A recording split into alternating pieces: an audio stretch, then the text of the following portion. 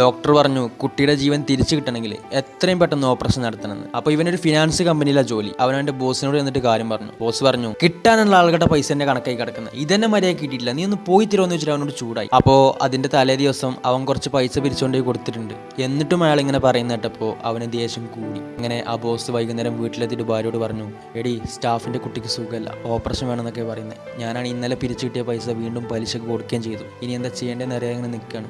അപ്പോൾ ഭാര്യ പറഞ്ഞു, നിങ്ങൾ എന്തിനാണ് ടെൻഷൻ അടിക്കുന്നത്, കിട്ടാനുള്ള ആളുകളിൽ നിന്ന് ഈ ഒരു കാര്യം പറഞ്ഞിട്ട് കുറച്ച് പൈസ മുൻകൂട്ടി വാങ്ങിച്ചാൽ പോരെയെന്ന് വെച്ചു. അപ്പോൾ ഇയാൾ പറഞ്ഞു, ഏതായാലും നേരം വെളുക്കട്ടെ എന്ന് പറഞ്ഞ് ഇങ്ങനെ കാത്തിരിക്കുന്ന രാത്രി അവനെന്താ ചെയ്തറിയോ, അവിടെയുള്ള സെർവർ കയറിയിട്ട് എനിക്ക് ഉപകരിക്കാത്ത പൈസ കൊണ്ട് ഇവിടെ ആരും താജ്മഹൽ പണിയണ്ടെന്ന് പറഞ്ഞിട്ട് കിട്ടാനുള്ള പൈസയുടെ കണക്കും കിട്ടിയ പൈസയുടെ കണക്കും മുടക്കം വരുത്തിയ തീയതിയും അങ്ങനെ എല്ലാ ഡാറ്റയും അങ്ങോട്ട് ഡിലീറ്റ് ആക്കി.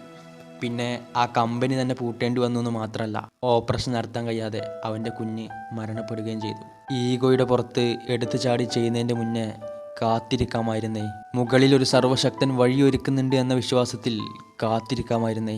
ആ ഒരൊറ്റ ചെയ്തുകൊണ്ട് അവൻ്റെ ജോലി പോയി എന്നതിന് പുറമെ അവൻ്റെ ഏറ്റവും വലിയ സമ്പാദ്യമായ അവൻ്റെ കുഞ്ഞും മരണപ്പെട്ടു. സോ നല്ലത് ചെയ്തിട്ടില്ലെങ്കിലും നിങ്ങൾ അരുതാത്ത ചെയ്യരുത്.